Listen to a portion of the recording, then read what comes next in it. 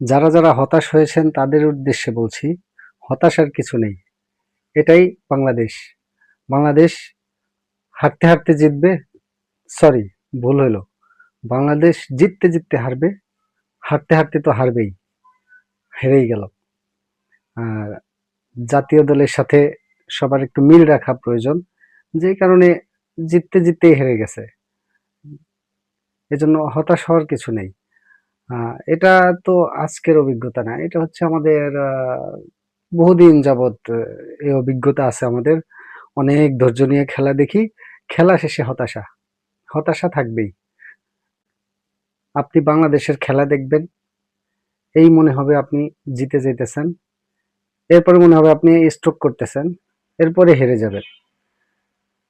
মনে রাখবেন, আমাদের target always next world cup, always next world cup. এই কারণেই আমরা হেরে গেছি, কারণ আমরা নেক্সট ওয়ার্ল্ড কাপ জিতবো।